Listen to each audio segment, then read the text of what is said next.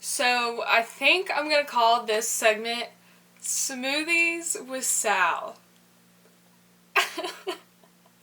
Okay, smoothie time, smoothie talk with Sal. Smoothie time with Sal. I don't know, you'll see it on the screen.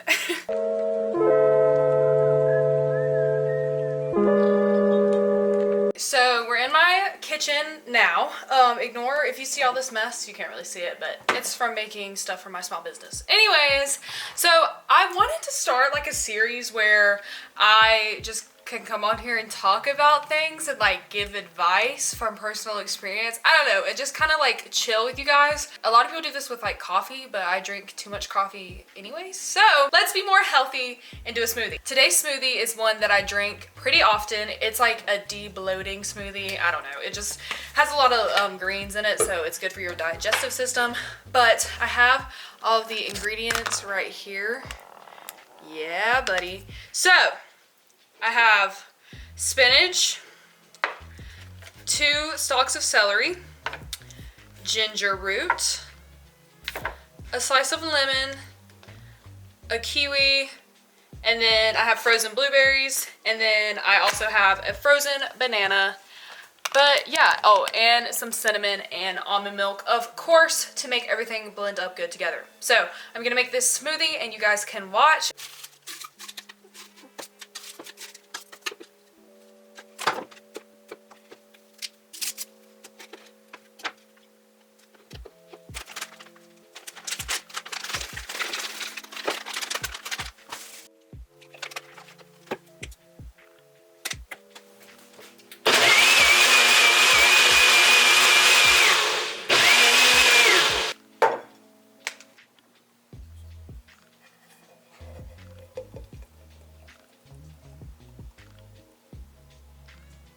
Hi guys, so we are back with our smoothie. The smoothie's really good. I know that some of y'all are probably gonna freak out that there's a ginger and lemon in it, but it's fine. The lemon peel has a good nutritional value, so throw that whole lemon in there. Anyways, so as I may have mentioned earlier, I probably didn't. Today's video, I want to talk about confidence, not just like in your outside appearance, but confidence in like yourself, your job, your friendships, your dreams, your goals. Confidence all around confidence. I've been trying to think of video ideas, and this is just something that keeps coming into my brain, and I don't know why. So here we are. I'm gonna make it. Hopefully it can help somebody out. Maybe it won't, but at least you got a good smoothie recipe. I have written down a bunch of the ways that I have become like more confident in myself and in my goals and stuff like that, and just things that have helped me throughout the years to grow into myself and just become more confident in everything that I do. There's like 13 things on here. I think a lot of them tie into each other. Kind of going with the flow on this one. I don't have any exact plan with this video. I'm just kind of talking, so that is that.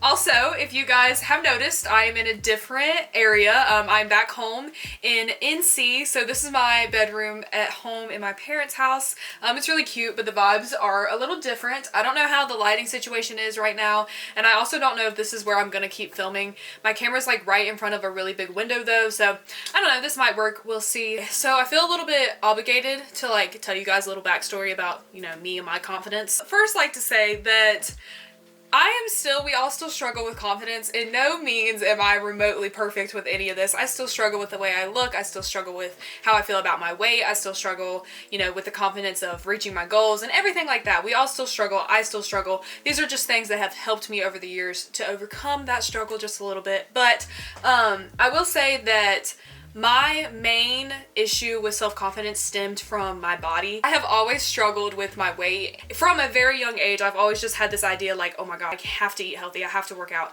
And it just kind of spiraled downhill from there.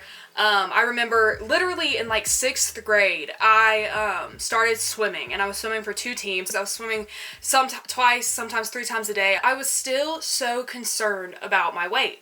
So I remember in 6th grade, I started the military diet, that fad diet where you literally eat like a packet of tuna and a hard-boiled egg and like a cup of ice cream. That was it. It was so silly. But I did that. I was so restrictive on myself, and so in high school that kind of started my really bad relationship with food. With all that being said, I still struggle with my weight today. It's not nearly as bad as it used to be whatsoever. I still do count my calories. I still work out really, really hard, but it's more of something I just enjoy now. Things still come and things still go, but for the most part, I've improved a lot, and that literally came from affirmations. And I know that some of you guys are gonna laugh and not believe me, but affirmations help so much, and there's scientific evidence that goes in to prove some of this, but it's literally just something that if you keep telling yourself one thing, eventually you're gonna believe it. It may not be true at all, but you're gonna believe it. If you keep telling yourself that you're fat, you're fat, you're fat, you're fat, you're fat, and you hear it nonstop every day, soon enough, that's the only thing you're gonna know because you haven't heard any different. The affirmation I always wrote was, my beauty is the least interesting thing about me. That was the one. And I posted it everywhere, like on sticky notes.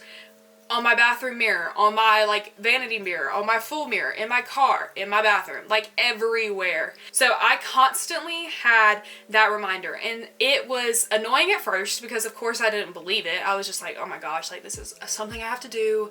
It's stupid, it's not gonna work.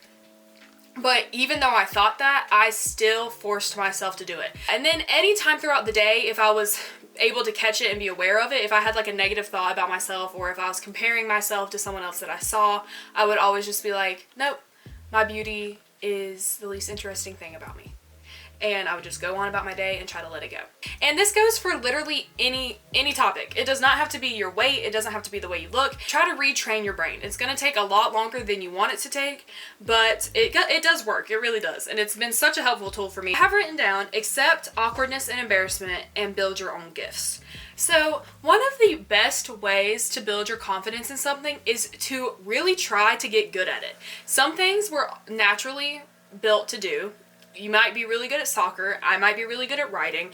Some things we're naturally drawn to and we're naturally good at. And accept that. Do not be upset that you're really good at something and someone else is not. If you want to be a professional athlete and you're really good at one sport, that's your thing. Run with it. Go with it. If it makes you feel good, that's what you should do. Don't feel guilty or feel shame because someone else isn't as good. I know that I have felt that before. Live your life and let other people live theirs. Everybody has different abilities, and that's the beauty of it all. Live for yourself and live your own life, and don't worry if you're not good at something. It's okay. We're not made to be good at everything. What fun would that be if we're all good at everything? It would not be fun at all. Build your gifts. That passion inside you, that excitement you feel is there for a reason. And if you're drawn to doing something like that, go for it. Run with it. Take classes. Teach yourself. Get a mentor. Get a teacher. Go to school for it. Do something that'll help you grow in that area, and that will in turn build your confidence. Finding your path and then growing to know how to do it. I didn't know how to do any of this. I'm still learning. I just started this YouTube. I really don't know what I'm doing, but it excites me and it feels good when I'm sitting here filming or when I'm sitting here editing. So just learn. Skillshare got you. LinkedIn Learning got you. You got so many different platforms to learn how to build your talents and build your confidence. Another big thing for me is, this is a recent discovery that really helped me build my confidence, is really digging in deep and finding out my true values and my core beliefs. What do I really believe all around the board? What are my core values and core beliefs that build up my thought patterns and build up my life? Knowing this makes you more confident in yourself because now you have formed opinions and thoughts and ideas that, make up what you believe and what you think and what you do. Do not be closed off to other people's beliefs. We all bring something valuable to the table, and we're all unique in that way. And it's really cool to learn from other people and their values and what they believe, because then it can go back and you can be like, oh, wait, maybe I do believe in that a little bit more than what I thought that I did. And then you can kind of change and alter that core belief based on your experiences and based on your surroundings. There is a test. There's multiple tests online. My values, something.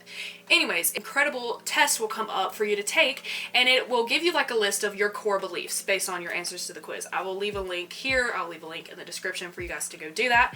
But I highly recommend you guys take the time to do that. It only takes like 5 minutes. I don't know, something super easy. Having a true knowledge of your core beliefs and your values allows you to surround yourself with the experiences and people that you want to surround yourself with. It just gives you a good foundation, a good base of knowing yourself and being confident in yourself. So this next one is something that I've like recently discovered, and I don't know exactly how to explain it, but I'm gonna try my best. I have written down, you're allowed to be good at more than one thing. This stems from this idea that like, if you're really good at one thing, that's it. You're not allowed to be good at other things. An example would be like if you are really, really smart, you know, get all A's all the time, you're like #1 in your class, whatever, you're super smart, but you feel like, yeah, okay, I'm smart, but I'm not good at anything else. I'm not allowed to be pretty, I'm not allowed to be athletic, I'm not allowed to be adventurous, I'm not allowed to do anything else except things that show that I'm smart. We're allowed to be as much as we want to be. We're allowed to be beautiful. We're allowed to be smart. We're allowed to be adventurous. We're allowed to be athletic. We're not just stuck to one thing to describe us.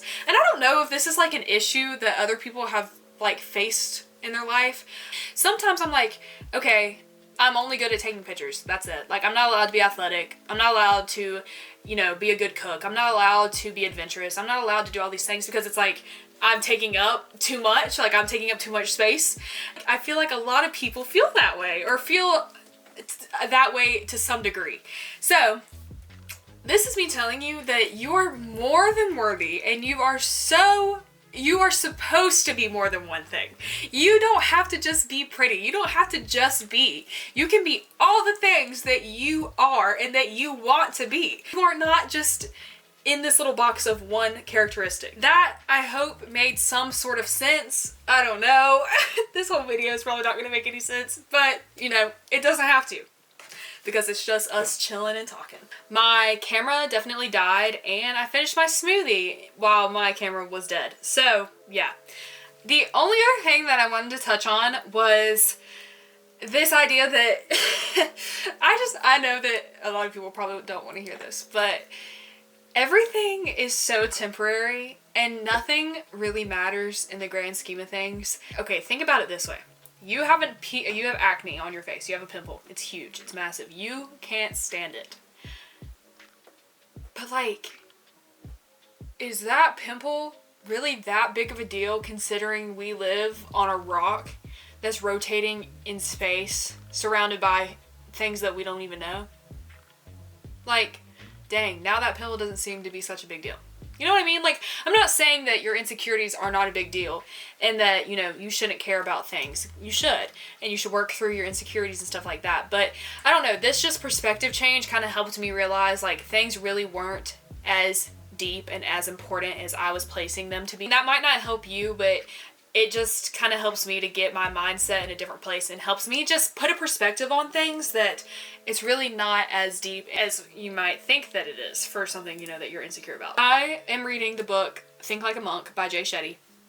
And in that book, he just mentions stuff about everything being temporary and we're just borrowing it. And I really liked that perspective on it. He just mentions that like everything that we have is borrowed and we're just borrowing it for the time that we're here. So why not be thankful for it? We should just be so grateful that we get what we get to have. I think that that is it for this little first smoothie talk with Sal. I think that that's fun.